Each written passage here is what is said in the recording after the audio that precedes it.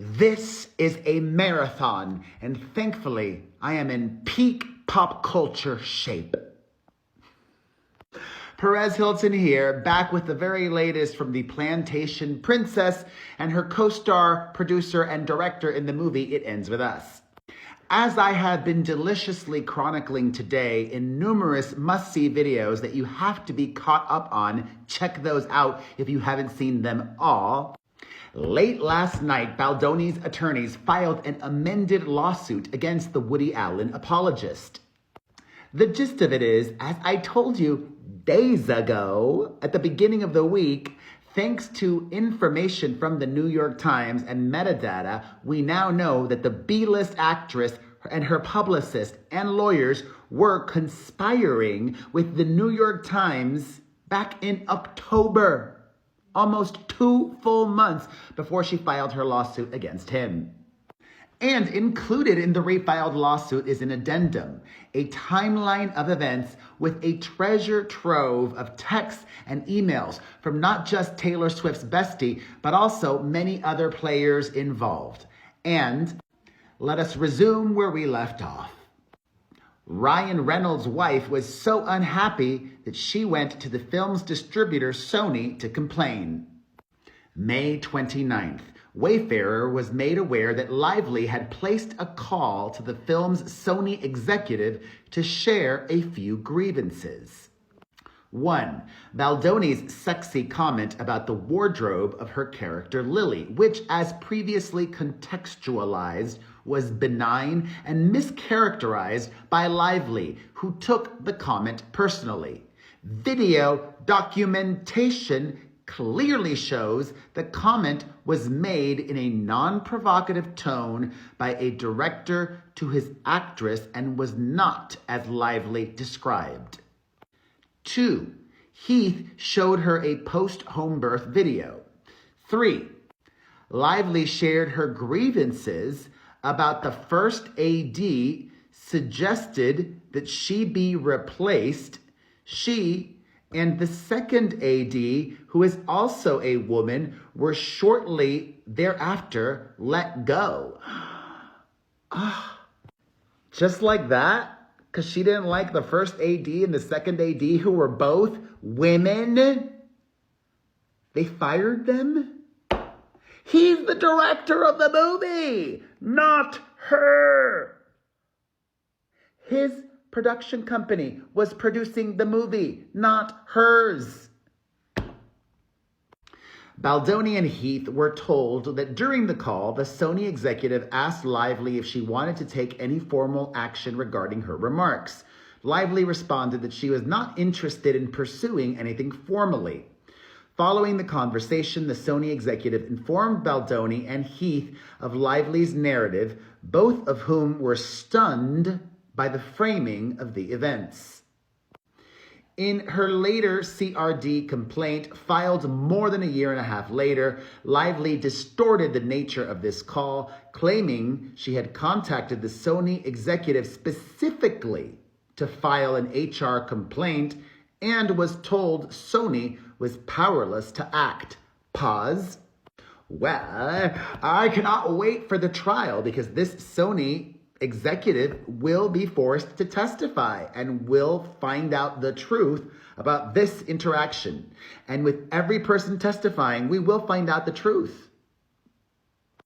Blah, blah, blah, blah, blah. Sony was powerless to act. This account is highly dubious, as Lively's pattern of successfully getting her demands met makes it difficult to believe she would have been dissuaded so easily from pursuing formal action if that had been her true intent. Moreover, Sony immediately informed Wayfarer, stated that the complaints were not sexual in nature, that Lively did not want to file a formal complaint, and that she simply wanted to bring it to their attention so that they would be more mindful going forward. Certainly, had she filed a complaint, Wayfarer would have formally addressed any issues. May 30th, Baldoni reflecting on his conversation with Sony executive number 1 on May 29th regarding Lively's framing of the sexy comment and birth video, decides to draft a note for Lively in an effort to build rapport and clear the air. However, Baldoni also sensed that Lively was intentionally manipulating the facts. Despite this, Baldoni asks producer number 1 to pass along the following note to Lively. That's weird. Why didn't he just text her himself like he had done for so long? Things must have been that bad. He relayed a message to her while she was recovering from the COVID, saying, I really hope blah, blah, blah, whomever redacted is okay and your symptoms are getting better. I'm sorry you're going through this. I want you to know that I've been made aware of your concerns and I hear you. They are fully received and adjustments will be made imminently. Also, the dailies are looking wonderful, and while the last 2 days were rough, I assure you that your work was fantastic. I truly believe you are creating one of your most honest performances that will have a long-lasting and powerful impact. Yeah, for all the wrong reasons. Look forward to working with you when you feel better, Justin. June 1st, upon returning to production, Lively requested a meeting with Baldoni and the film's producers, during which she shared a series of grievances that she appeared to have spent the past 5 days overanalyzing. From the outset, it was clear she had scrutinized every minor interaction and perceived slight from the previous week. In the meeting, Lively revisited the sexy comment, an issue Baldoni had already apologized for twice. First, minutes after the incident on May 23rd, and again later.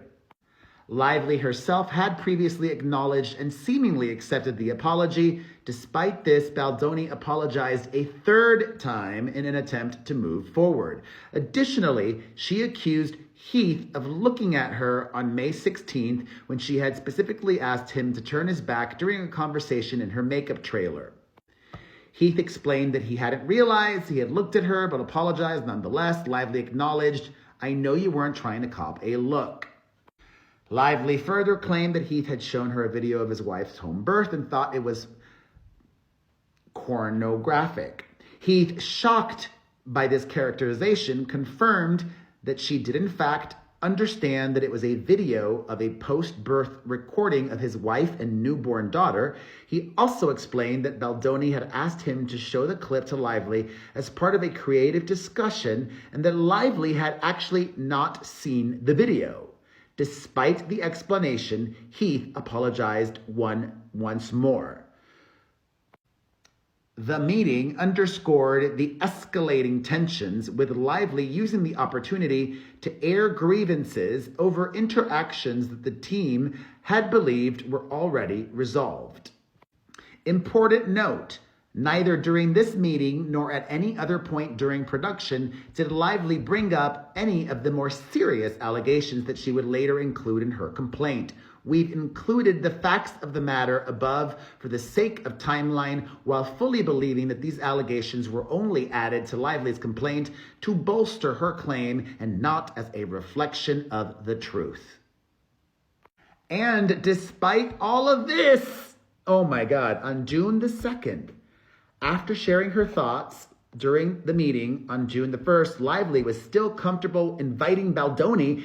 It's so important to know the timeline of this all. She invited him into her trailer to rehearse their lines while she pumped. She texted him, I'm just pumping in my trailer if you want to work out our lines. He responded, eating with crew and we'll head that way. Then she said, take your time. After all of this, she invited him into her trailer while she's pumping? What the heck? If what she claims is true. Or maybe she made up or exaggerated or remembered incorrectly everything that happened.